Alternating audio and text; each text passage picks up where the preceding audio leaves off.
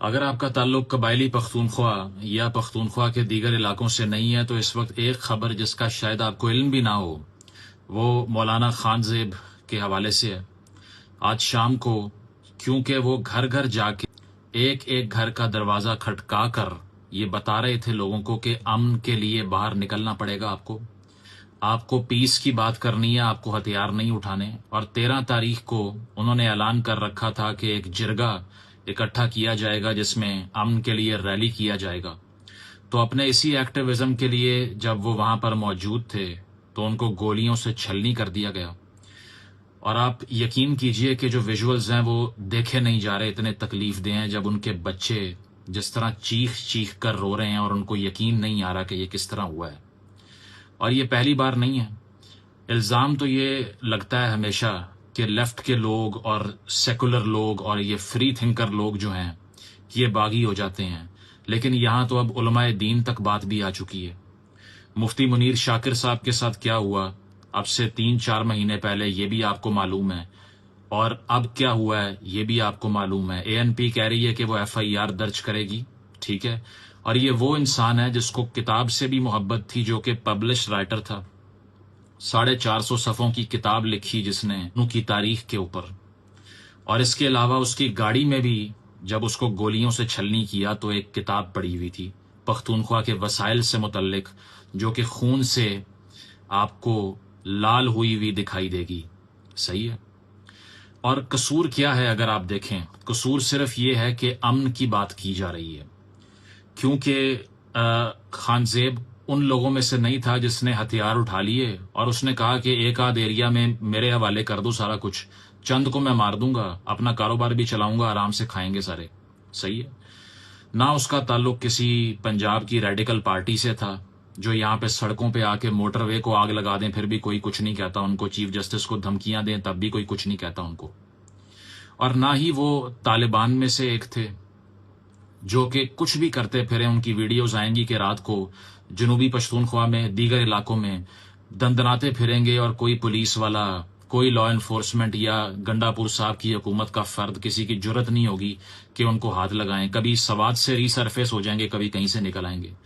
تو سب سے بڑا گناہ یہ تھا خان زیب کا کہ وہ امن کی بات کر رہا تھا۔ میں اپنی صحافتی ذمہ داریاں پوری کرتے ہوئے کسی پہ الزام نہیں لگاؤں گا، نہ میں یہ کہوں گا کہ کسی ایک فرد نے کسی ایک جگہ سے یہ سوچ کر اس طرح پلان کر کے یہ کر دیا، ٹھیک ہے۔ ANP کہہ رہی ہے کہ وہ ریاست کے خلاف مقدمہ درج کرے گی۔ میں صرف ایک سوال کرتا ہوں کہ جو عمرانی معاہدہ ہوتا ہے، جو سوشل کانٹریکٹ ہوتا ہے میرے اور اسٹیٹ کے درمیان، میرے اور حکومت کے درمیان، میرے اور حکمرانوں کے درمیان، اس میں بیسک ترین، بنیادی ترین چیز یہ ہوتی ہے کہ میری زندگی کی حفاظت حکومت کی ذمہ داری ہے، اسٹیٹ کی ذمہ داری ہے۔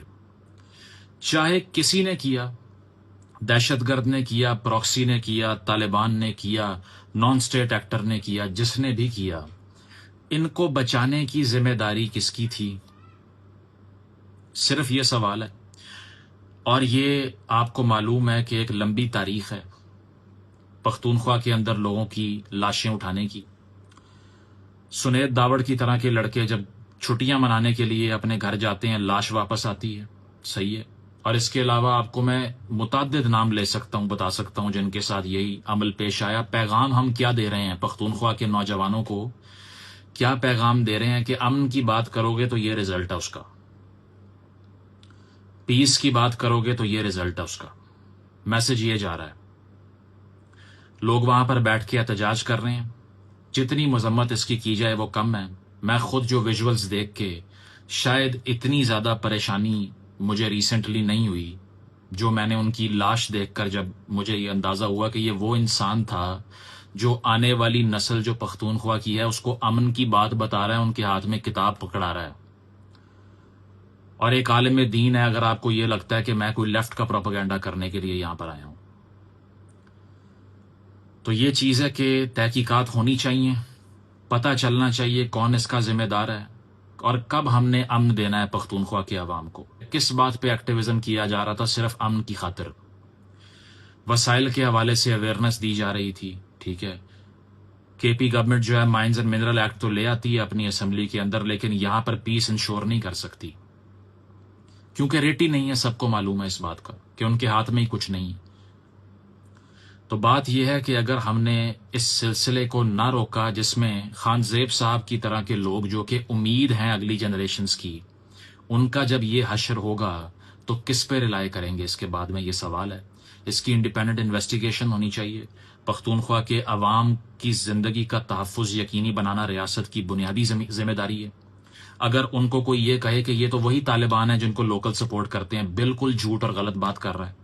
اس کی وجہ یہ ہے کہ کوئی ملیشیا کا یہ اختیار نہیں ہے کہ کسی جگہ پر آ کر کچھ بھی کر کے چلا جائے اور ہم اس کی تعویلیں پیش کرتے رہیں. تو بات یہ ہے کہ یہاں پر امن کو انشور کرنا صرف اور صرف ایک اینٹیٹی کی ذمہ داری ہے اور وہ اسٹیٹ کی ذمہ داری ہے. تو جو ان کے لواحقین ہیں ان کی داد رسی کی جائے، ان کو بتایا جائے کہ کس جرم میں یہ سب کچھ ہوا، کس نے کیا، کس کو کیا سزا ملی. یا پختونخوا کے عوام یا ایکس فاٹا کے عوام کا خون جس طرح سمندر کی طرح بہہ رہا ہے، اس کو روکنے کے لیے کیا اقدامات کیے جائیں گے. اس سب پر وہاں کے بڑوں سے مشاورت کریں، ان کو بٹھائیں، کنسنسس بنائیں، ان کا بات کریں. اگر پروٹیسٹرز کو یا پھر یہ سارا جو بے رحمانہ آج کا واقعہ ہوا ہے اس پہ آواز اٹھانے والوں کو کچلا جائے گا تو اس سے گریونسز کم نہیں ہوں گے، مزید بڑھیں گے.